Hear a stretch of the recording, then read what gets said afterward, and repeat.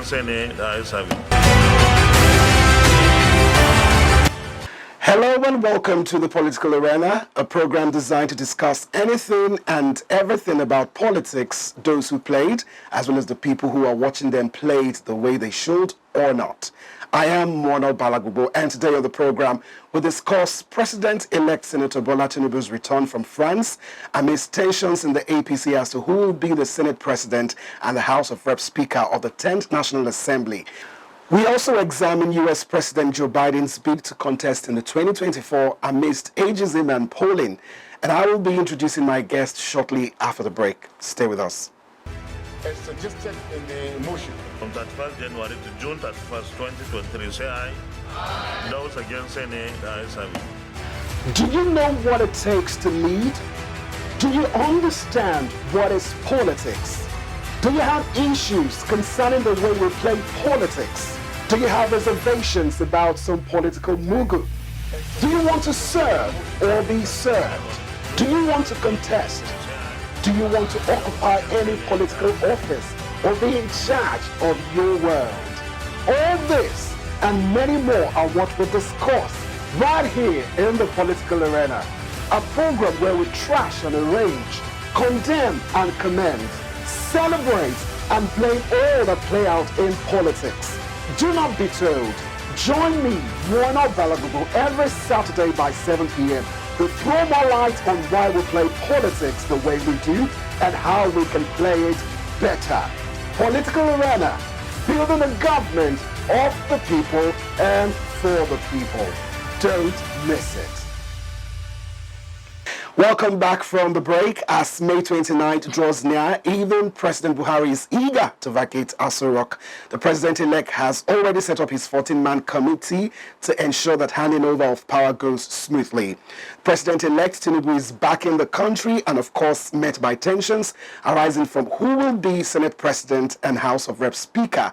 And, of course, Vanguard is reporting that those jostling for the Senate President are Senators BARAU JUBRIN from Northwest State of KANO, ORJI UZOR from the Southeast State of ABIA, SANI MUSA from the North Central State of Niger, GODSWILL AKPABIO from South State of IBOM, and NDUME from the Northeast State of BORNO and others.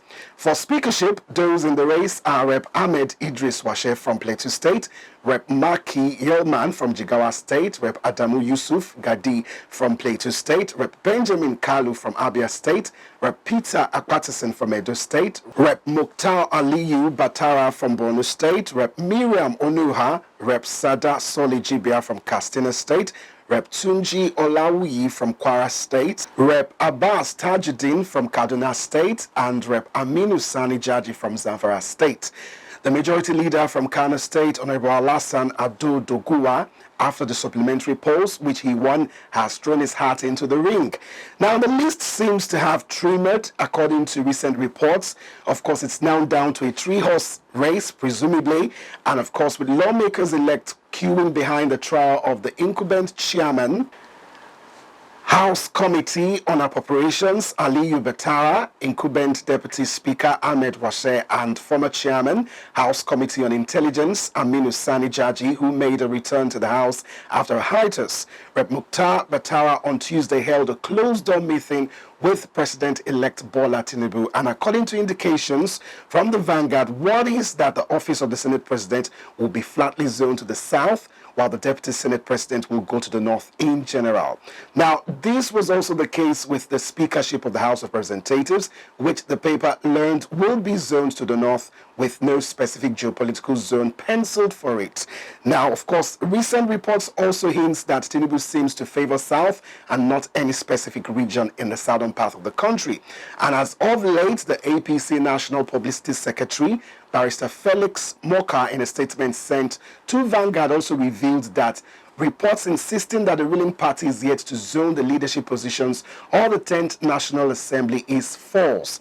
And the National Vice Chairman, also northwest of the party, Salihu Lukman, made good his threat to sue the duo of the national chairman of the APC and his secretary over their refusal to convene a meeting of the APC National Executive Committee.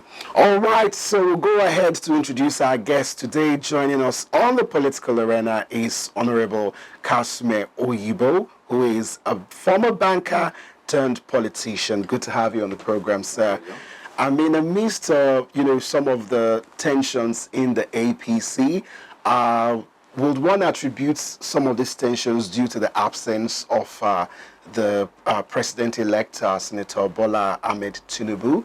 And what are your comments on, of course, it's normal, definitely, because of the dynamics of how, the positions within the party has been, already zoned. I mean, talking about the president, he's from the western part of the country, and then the vice president is from the northern part of the country, and now we're looking at, the Senate president seat, and then the Speaker of the House of Representatives. What are your thoughts amidst some of these tensions, which is not surprising, is expected?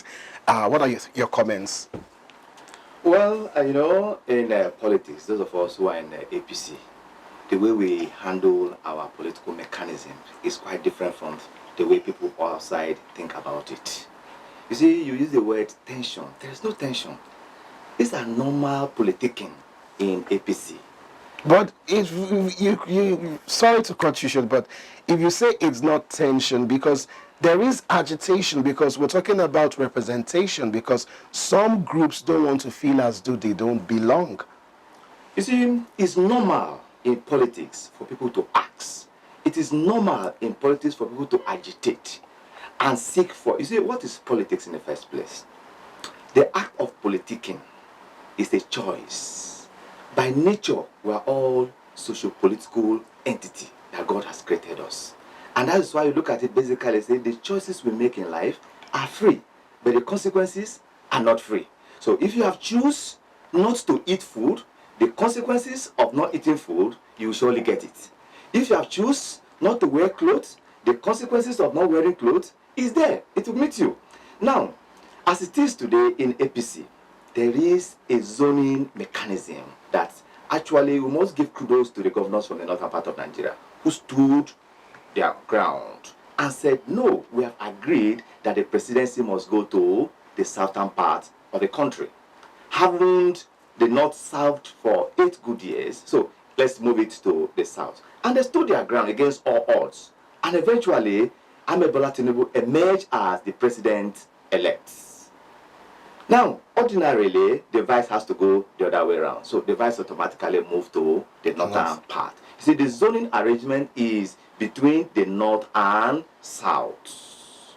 So when it is zoned to that particular part of the country, then the leaders within that area will now sit down and say, where do we take this to? Where do we take it? So it's a gentleman kind of agreement. So and that's why I say basically there are no tension, but usually people must ask, people must seek, because in politics nobody give it to you. Power is not given, power is taken, and if you don't ask, nobody gives you. You see, our president, the president-elect, after the whole process, you see, the process of electioneering is not an easy thing, except you are not there before. From primary, the politicking in primary election is hectic. It's hectic in the sense that it is a fight within brothers within the same house who will bear the flag of the party. The president-elect went through that process. After that, he went into the real electioneering process, which is the general election.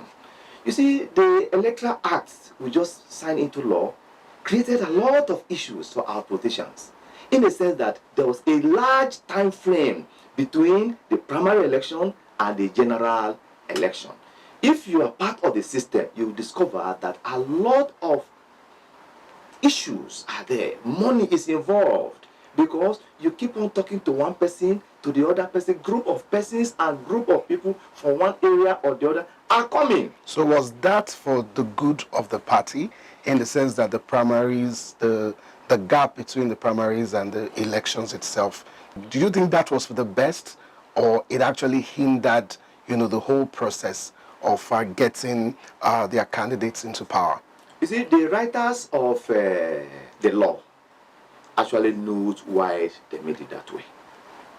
The SATs, in their wisdom, came up with that idea that there must be a time frame between this and that, so that all issues within the party are sorted out before the candidate goes into the election properly.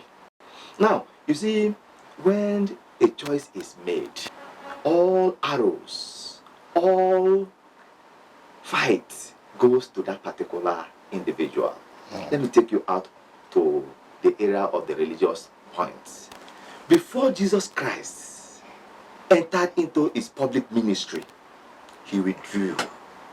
The Bible recorded that he went to the mountain, he fasted, and he stayed there for 40 days and 40 nights fasting to enable him choose his disciples, to enable him choose who and who will work with him, to enable him choose those who take over his office after he has departed from planet Earth. Now, what does that teach you and I? That in every human calculation, you can't rule out divine providence. You and I will sit down and say, by this time tomorrow I will be in so place. Do you rule out the divine providence that is already suited in your life even before you're coming to life? So when the president-elect emerged as the winner of the election, what he did for me was the norm. He took his time out. We're told he went for a lesser hajj. What do you do in a lesser hajj? To pray, to seek divine intervention, to seek divine providence, to ask God for direction. He was there, and he had his time to plan in the presence of God who and who will come on board, who and who will take us to place, who and who will do this and do that. You see, the task of governance is not an easy thing that you can say with your personal or physical strength or intellectual capacity. You'll be able to do it alone. You need divine providence. And that is why, let's even go to the marriage sector, for example. For you to be successful in marriage, you need the guidance of God. You need to seek the presence of God in your life, in the choice of your partner in the first place. If you don't do that, you go to a video parlor, you pick a lady, or a lady picks you on the road, and you go into that relationship, you can be sure that all that glitters is not God. Now, sorry to cut you short. I didn't want to go the religious angle now, but thank God you did. So, looking at the zoning formula of the APC, and we have various metrics for zoning. You have religion, you have ethnicity. Okay, I think those are the two major factors.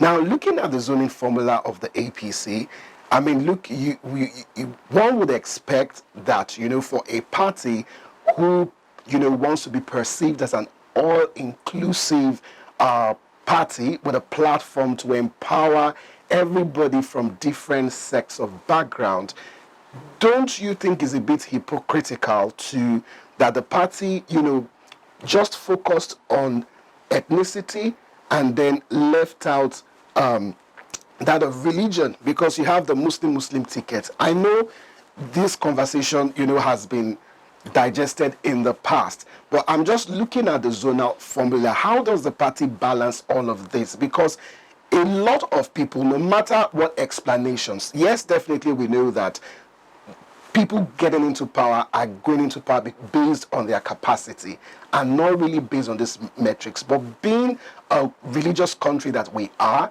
don't you think that this zoning formula is a bit hypocritical, ignoring the religious side to balancing, how the zoning is being done in your party? You see, from what you just said now, it doesn't look as if there is a question.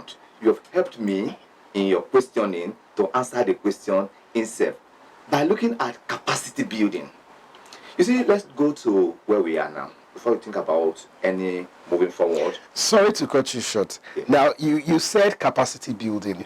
Now, if we were to look at the president-elect himself and his vice president, would you do you think it's really about capacity? Because when you say capacity, there must be somebody who is capable, who fits into some of these blocks. You understand that the party is still looking for. So why play light on that? You see, let's look at who these individuals are. A lot of Nigerians don't even know the person of the vice president-elect. He was a banker. When he was in the banking industry, he was known to be one of the prestigious awardees of the bank in his days. Meaning that apart from the fact of his religion, he was able to carry out his duty as a banker religiously and in total ordinance with the ethics of the banking industry. If not, for 3-4 consecutive times, he would not have been given such award if it were based on religion. Now, take a look of the president-elect. The wife is a minister in a church. And I have not heard that religion has separated them in their houses. But they have equally been able to manage that aspect of their life very, very, very well. If you look at the selection or the persons Bola Tinubu had worked with over the years, we have a brother from Kogi State here, James Faleke. He's not a Muslim, but he's one of his anchored lieutenants. We have a lot of Muslims, we have a lot of Christians that he has built over the years that spread across all the leaks and crannies of Nigeria today. That is understandable, but we're talking about key positions now. Yes. We're looking at key positions. Yes, that of the president and vice president is taken.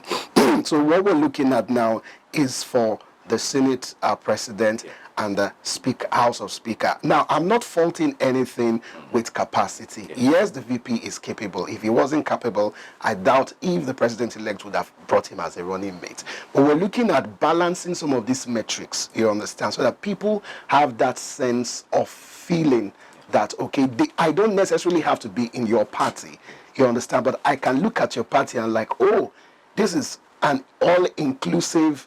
You understand? At the top level, I'm not saying there is no inclusivity, you know, at the background level, maybe with other positions, but looking at key positions. Now, to drive the conversation forward, looking at some of those who are, you know, in the bid, you know, to become Senate President and House of Representatives, is there anybody in mind you think is well good for the job? And of course, hearing from the president-elect himself, he doesn't really want to, he seems, I would say, very cautious, because, I mean, it can actually play in a way that, you know, it gets the party divided. What will you say on how he's going about it, and who do you think would actually do justice to those positions? You see, the party mechanism, APCUC, is a family. Forget about all the noise you hear outside. The way and manner they solve their problems, and there will be no issue. You will see the way to play. They are all aware. You see, each of the candidates as it is today are qualified. They are good. They are all ranking senators and House of Reps member, as the case might be. Is that also? Now, we are looking at balancing of the equation. Exactly. The system, as it is today, that produced them knows where the zoning arrangement will be. And as I speak with you now, they already know. You see, one good thing with APC, which tends to differ from PDP, sorry to mention them. You were once a member. Yes, I was a member. I was in PDP before. Is that PDP will not tell you they will not give you this thing. They will keep promising you, you will keep following them, you will keep spending, and at the end of it all, that thing, you will not get it. But APC is quite different. This thing they will tell you is not doable. Right from day one, a good number of people don't come out to tell us the truth. You see, the number you see is reducing. That is politicking. Some people are giving chances for others. Some people know that this thing is not actually zoned, will not be zoned to their area. And that this particular thing is zoned to their area. So they're actually leaving the one that is not zoned to their area and waiting the one that will be zoned to their areas. So when you see some people say, oh, we are stepping down, it's not they're stepping down ordinarily, because they're already saying that the handwriting on the wall is not on their side. The pendulum is not zoned to their side. So they are waiting for what is zoned to their side so they can take it. Now, if ordinarily somebody steps down for you, the onus lies that when the time comes and it's onto his area, you should look at his corner too. So, and that's the more reasons why the numbers we see initially is gradually reducing. I can assure you, APC has to, they know what they are doing. Before it knows happening, they will narrow it down to a particular point. And when they get to that particular point, everybody will be happy that this is a good choice. Because where we are and where we are going to, we need to be serious-minded. This country, economically, politically, and otherwise, has been so divided much more than what it used to be. So the president-elect is aware of that. He knows the way and manner he came in.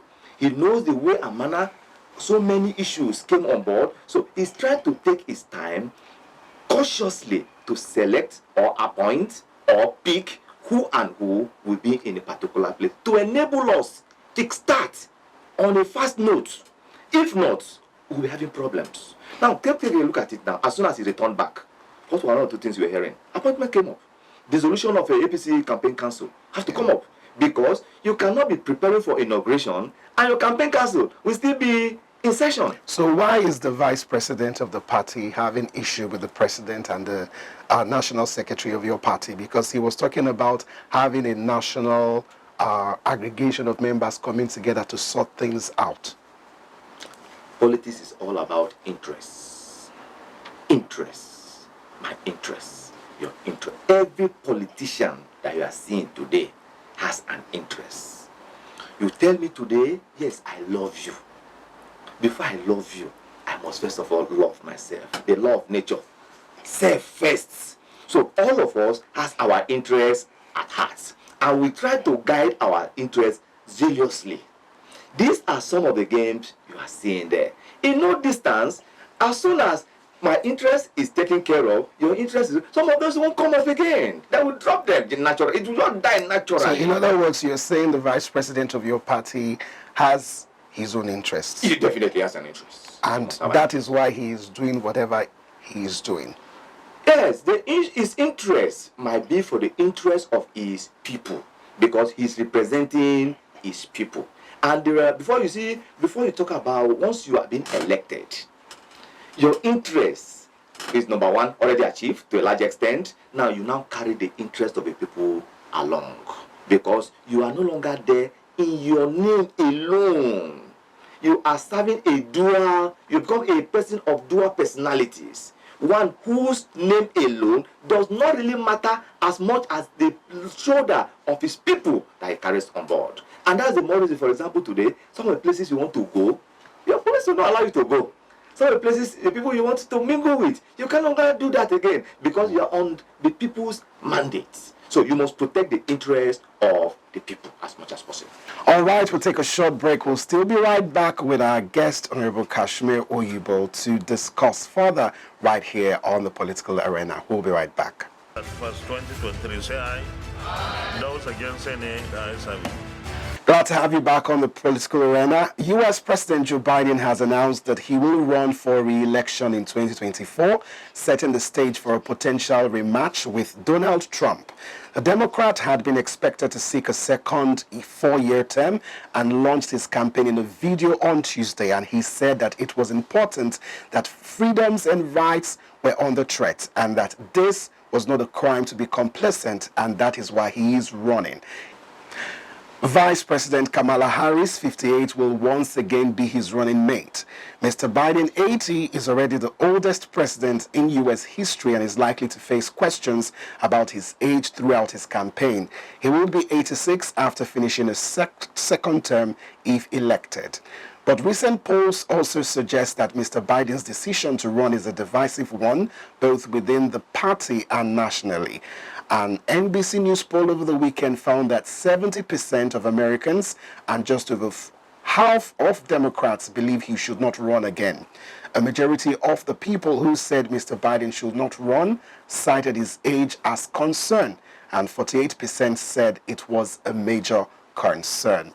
All right, now looking at the U.S. President, Joe Biden, and of course he has announced that he's going to run again come 2024, and for countries like America and the United Kingdom, you know, they seem to like give a blueprint with which most African countries copy, even though it doesn't really work out as we would want to, especially when you look at our constitution and all that, how it's modeled, you know, along what is obtainable in America. Now, we're looking at Joe Biden, and of course, we just talked about President-elect and, you know, the whole, I wouldn't say mystery, but questions about his age and all of that. And it's good to know that this is not only a problem that Nigerians have with, but even outside the country and in developed nations like America, you still have people bring up this issue of age. Now, in a day-to-day where young people, you know, are excited about politics, as we saw displayed during the last general elections, and they want to get involved, and, you know, people are beginning to develop this mindset that, I mean, you're too old to run. How do we deconstruct ageism in politics, and why should people, you know, look beyond, you know, the number of a person's age? And Joe Biden in particular, you know, we've seen clips of him several times where he's like, okay, trying to remember something, and, you know, he has to be prompted and all that. In short, recently, I think yesterday, there was an issue where some reporters were having issue with a particular, I don't know if it's the LA Times, were having issues that the reporters were giving him question, you know, pre a press briefing, and like, okay, what's happening here? Is his health okay? And all of that. What are your thoughts quickly? You see, American politics is quite different from what we are playing in this part of the world. Let's get to know who is Joe Biden in the first place. Born 80 years ago. First of all, he's a lawyer by profession, turned a politician, then became an author.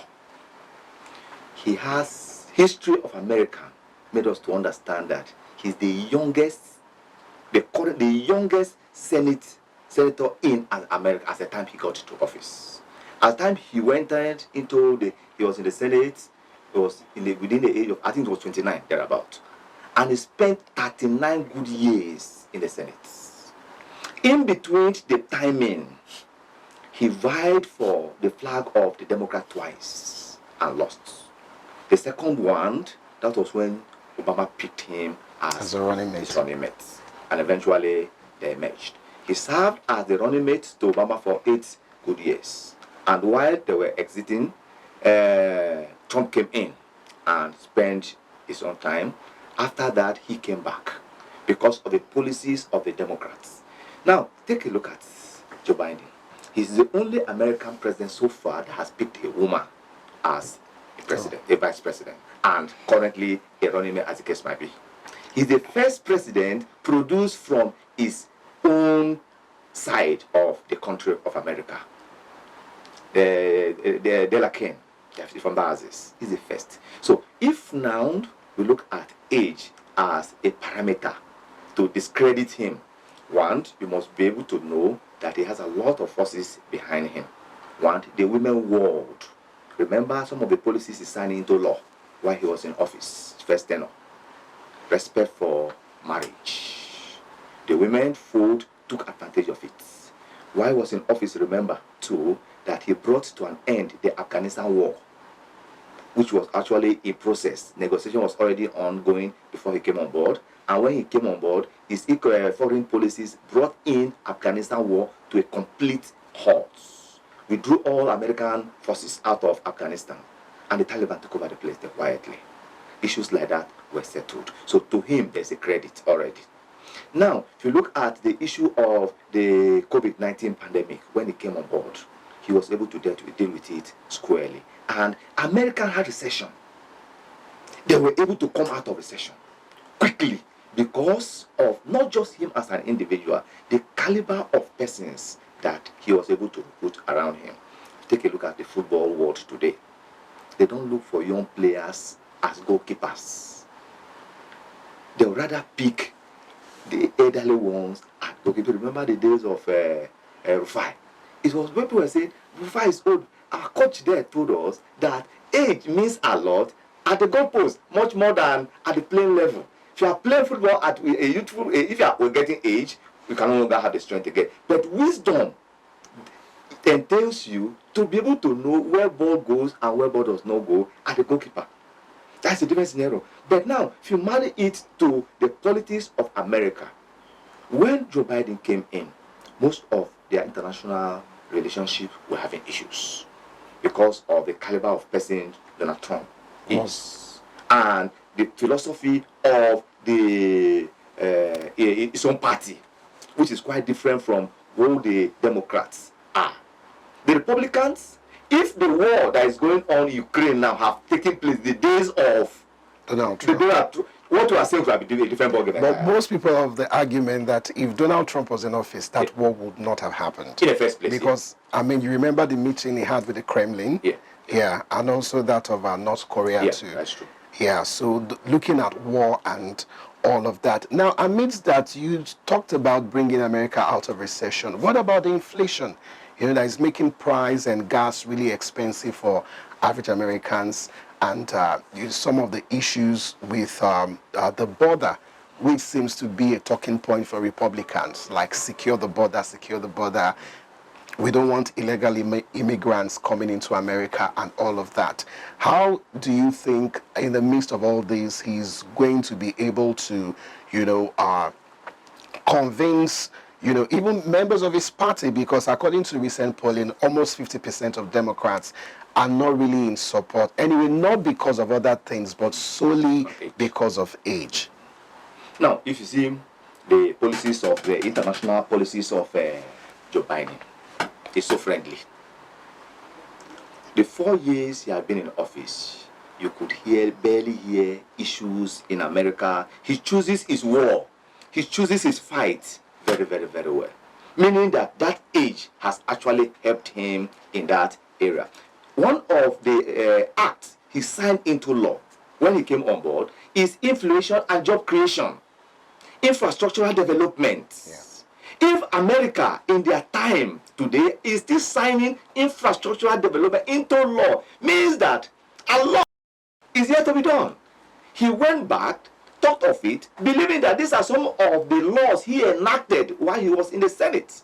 He brought them in, signed them into law, believing that will help them out of recession quicker, which they did. America, it's not as if jobs are not lost in America. Jobs are lost. Even in England, about a week ago, you heard there were protests in UK. Doctors are going on protest.